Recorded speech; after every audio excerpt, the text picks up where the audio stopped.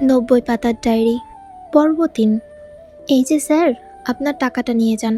চিকন এক মেইলি সরে বলা কথার প্রেক্ষিতে বাইক স্টার্ট দেওয়ার পূর্বেই থেমে যায় সাফায়াত। ঘাড় ঘুরিয়ে পিছনে তাকাতেই মেয়েটি ছুটে এসে দাঁড়ায় তার বাইকের পাশে। সাফায়াত আপাদমস্তক মেয়েটিকে পরখ করে নেয় একবার। কালো রঙের গোলজামা পরিহিত মেয়েটিকে তার নেহাইতি বাচ্চা মনে হলো। নিশ্চিত হতে জিজ্ঞেস করলো, আমাকে বললেন? মেয়েটি হাসি মুখে জবাব দেয়, হ্যাঁ, আপনাকেই তো বললাম। 20 টাকা ধার নিয়েছিলাম একদিন, মনে নেই? সাফায়াত একটু চেষ্টা করতেই মনে পড়ল প্রায় 20 দিন আগের কথা। মেয়েটি সেদিন মাস্ক পরা ছিল বোধহয়। তাকে অতিরিক্ত ভাবার অবকাশ না দিয়ে মেয়েটি নিজ থেকেই বলে, খুচরো ছিল না আমার কাছে। রিকশাওয়ালা মামা চেঁচামেচি করছিল। আপনি তখন এসে খুচরো 20 টাকা দিয়েছিলেন আমাকে, মনে পড়েছে? সাফায়াত সেদিনের ঘটনা মনে করতে পেরে মৃদু হেসে বলে, পড়ল মনে। এই বিল্ডিংয়ের 4 তলায় একজন স্টুডেন্ট পড়াই আমি। ওই যে নিহার, ক্লাস 10-এ পড়ে। ওকে ইন্ডিয়া গিয়েছিল ওর বাবা ডক্টর দেখাতে। সঙ্গে ওকেও যেতে হয়েছিল, তাই এতদিন পড়াতে আসা হয়নি। আপনার টাকাটাও দেওয়া হয়নি। সাফায়েত একটু অবাক হয়ে জিজ্ঞাসা করলো, আপনি পড়ান ওকে? প্রশ্ন শুনে ফিক করে হেসে ফেলল মেয়েটি। আঁকাবাঁকা দাঁতে তার হাসিটা সুন্দর দেখালো। সঙ্গে ভেসে আসা রিনরিনের শব্দ কানে বেশ শ্রুতিমধুর ঠেকল। মেয়েটি হাসি থামিয়ে বলল তাকে, আপনি কি ভেবেছেন আমি স্কুলে পড়ি? অবশ্য সবাই তাই ভাবে, কিন্তু আমি তো ছোট নই। MBBS সেকেন্ড ইয়ারে আছি। সাফায়াত অবাক চোখে চেয়ে দেখে, এইটুকু মেয়ে কিনা মেডিকেলে পড়ে। মেয়েটি তার ব্যাগ থেকে 20 টাকার একটা নোট বের করলো। সাফায়াতের দিকে এগিয়ে দিয়ে বলল, কারো ধার রাখতে নেই, এই যে আপনার 20 টাকা, আর সেদিনের উপকারের জন্য আবারও ধন্যবাদ। সাফায়াত তার হাতে থাকা চকচকে নোটটার দিকে তাকিয়ে রয়। মেয়েটি আবারও তাগাদা দিয়ে বলে, কি হলো, নিন। প্লিজ, নেব না বলবেন না, আমার ভালো লাগবে না। সাফায়াত চোখ তুলে মৃদু হেসে জানায়, এক কাজ করুন, টাকাটা আপনার কাছেই রেখে দিন।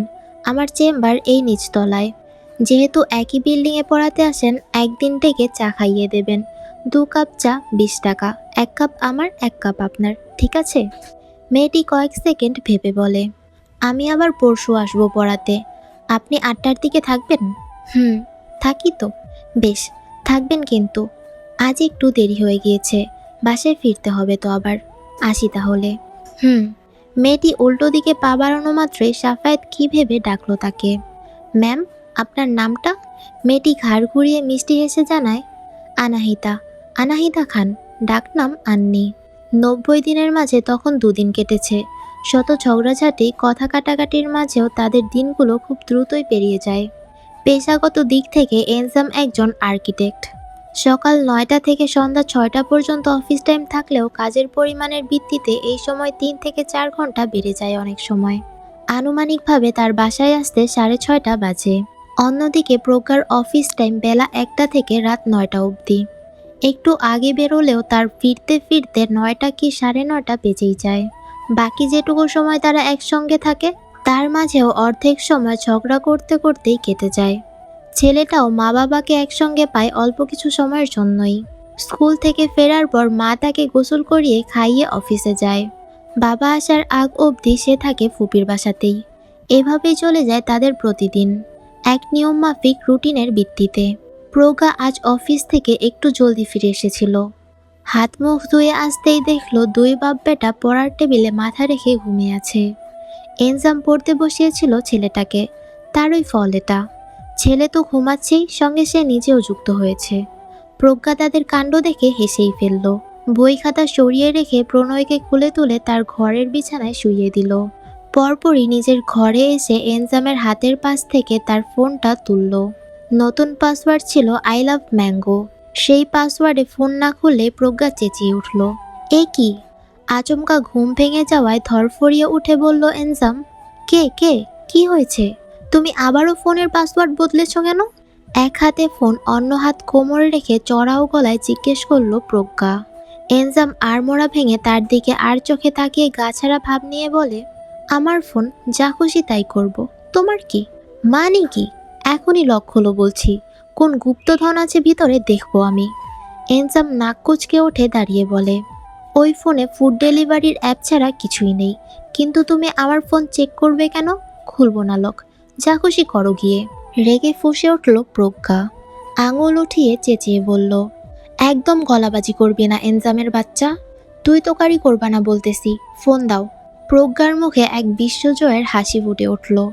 নিজের মুখের সামনে ধরতেই ফেস লকের দ্বারা খুলে গেল ফোনটা। এনজাম অবাক চোখে তাকাতেই সে ঘাড় কাঁপিয়ে হেসে বলে উঠল, আমার সাথে চালাকি করো? হাতের 5 আঙুলের ছাপও দেওয়া আছে। তুমি ডালে ডালে চললে আমি চলি পাতায় পাতায়। এনজাম কড়া চোখে তাকিয়ে থেকে হনহনিয়ে বাথরুমে ঢুকে যায়। প্রজ্ঞা মুখ বাঁকিয়ে বিছানায় বসে ফোনটা রেখে দিচ্ছিল, এমন সময় ব্যাংকের কোনো এক মেসেজ ঢুকলো ফোনে। বোধহয় স্যালারির মেসেজ। সেদিকে কিছুক্ষণ তাকিয়ে থাকতেই অন্য এক কথা মনে পড়ল প্রজ্ঞার। ফোনটা বিছানায় রেখে তড়িঘড়ি করে বাথরুমের দরজার সামনে এসে দাঁড়ালো। বার কয়েক ধাক্কা দিয়ে বলল, এই ছেলে, তুমি আমার দেনমোহরের টাকা দাওনি কেন এখনো? আরও কয়েকবার দরজা ধাক্কানোর এক পর্যায়ে দরজা খুলল এনজাম। নিয়ন্ত্রণ হারিয়ে পড়ে যেতেই নিচ্ছিল প্রজ্ঞা। এনজাম হাত ধরে সামলে নিল তাকে। প্রজ্ঞা তৎক্ষণাৎ সোজা হয়ে দাঁড়িয়ে আঙুল উঁচিয়ে বলে, ডোন্ট টাচ মি। দেনমোহরের কথা ভুলে বসে বড় বড় পা ফেলে রান্না করে চলে যায় প্রজ্ঞা। এনজাম তার যাওয়ার পানে চেয়ে মুখটা পেঁচার মতো করে মনে মনে বলে, এই কোন পাগলের পাল্লায় পড়লাম মাবুদ। সেই মুহূর্তে ভুলে গেলেও রাতে আবারও দেনমোহরের কথা মাথায় এলো প্রজ্ঞার। বেশ চিন্তায় পড়ে শেষ অবধি 11টার সময় সাফায়েতের নাম্বারে কল করলো সে। সাফায়েত সবে খেতে বসেছিল তখন। আননোন নাম্বারে কল দেখে রিসিভ করে সালাম দেওয়া মাত্রই প্রজ্ঞা চিন্তিত স্বরে বলে, একটা বড় ঝামেলায় পড়লাম স্যার। কে বলছেন? আমি প্রজ্ঞা, ওই যে গ্যাঞ্জাম টুকু এনজাম খান তার বউ। সাফায়েত খাওয়া ছেড়ে হাত ধুতে ধুতে বলে, ও মনে পড়েছে। কি ঝামেলা ম্যাম? এনজাম পাশেই বসেছিল। প্রজ্ঞা তাকে শুনিয়ে শুনিয়ে বলে, ওই কিপটার তালতো ভাই এখনো অবধি আমার দেনমোহরের টাকা পরিশোধ করেনি। আমার সন্দেহ হচ্ছে এখন ও আমাকে ঠকাবে না তো? সাফায়েত তার কথায় হেসে বলে, চিন্তা নেই ম্যাম, যদি আপনাকে সে ডিভোর্স দেয় তবে সব টাকা পরিশোধ করে তবেই দিতে হবে। খেয়াল রাখবেন স্যার, বান্দাই কিন্তু দুনিয়ার কিপটা। আপনি জানেন ভ্যালেন্টাইন্স ডেতে গতবার রাস্তায় কুড়িয়ে পাওয়া একটা গোলাপ এনে দিয়েছিল আমাকে। তার কথা শুনে ক্ষেপে ওঠে এনজাম। চট করে ফোনটা ছিনিয়ে নিয়ে বলে, আর সে আমাকে জন্মদিনে কী উপহার দিয়েছিল শুনবেন স্যার? কি দিয়েছিল? Diet chart. একটা পারফিউম অবধি কিনে দিতে পারেনি। প্রজ্ঞাও তার কান থেকে ফোনটা কেড়ে নিয়ে বলে, সে কিছু দিলে তবেই না আমি দেব স্যার। সে কিপটামি করলে আমিও অবশ্যই কিপটামি করব। তবুও তো একটা ভালো জিনিস দিয়েছিলাম, স্বাস্থ্য ভালো রাখার উপায়। সাফায়েত বুঝলো আর কয়েক সেকেন্ড অপেক্ষা করলে তারা অভিযোগের ঝুলি খুলে বসবে। তাই শান্ত গলায় তাদের থামিয়ে দিয়ে বলে, স্যার ম্যাম, আপনারা অবশ্যই সময় করে একদিন আসুন। সেদিন সব অভিযোগ শুনে দেখব কোনো বিহিত করা যায় কিনা। রাত হয়েছে, আল্লাহর নাম নিয়ে একটা লম্বা ঘুম দিন, দেখবেন মাথা ঠান্ডা হয়ে গিয়েছে। সাফায়েতের কথা শুনল তারা। কল কেটে শুয়ে পড়ল ঘুমানোর উদ্দেশ্যে। মাঝে একটা মোটা কোলবালিশ, দুজনের আলাদা কম্বল। বেশ শান্তিতেই ঘুমাচ্ছিল তারা। হুট করে রাত 2টোর সময় ঘুম ভেঙে যায় প্রজ্ঞার। উঠে বসে থাকে কতক্ষণ। এখন তার পাস্তা খেতে ইচ্ছে করছে, কিন্তু নিজের হাতে বানিয়ে নয়। রাতের বেলা খিদে পাওয়াটা তার পুরনো অভ্যাস। একবার ঘুম ভেঙে গেলে কিছু না খাওয়া অবধি পুনরায় ঘুম আসবে না। এনজামের সঙ্গে এই এক বিষয়েই সে ভীষণ ভালো আচরণ করে।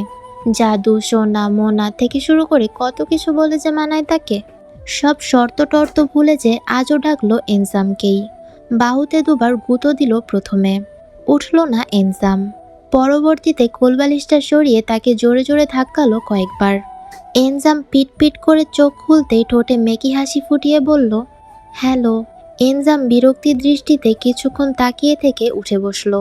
আঙুলের সাহায্যে তাকে দূরে সরে যাবার নির্দেশ দিয়ে বলল, 1 হাত ডিস্টেন্স। আরে রাখো তোমার ডিস্টেন্সের ফিস্টেন্স, আগে যাও আমাকে একটু পাস্তা বানিয়ে এনে দাও প্লিজ। এনজাম মুখ ফিরিয়ে জানায়, পারবো না, নিজের কাজ নিজে করো গিয়ে। প্রজ্ঞা কিছুই বলে না, চোখ তুলে কাঁদো কাঁদো দৃষ্টিতে তাকায়, যেন এখনই কেঁদে ফেলবে সে।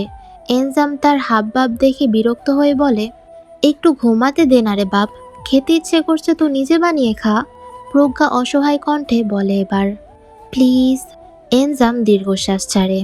পাস্তা বানিয়ে এই মেয়েকে না খাওয়ানো অবধি তার মুক্তি নেই। তাই আর কথা না বাড়িয়ে চলে গেল রান্নাঘরে। দক্ষ হাতে চিজ পাস্তা বানিয়ে হাজির করলো প্রজ্ঞার সামনে।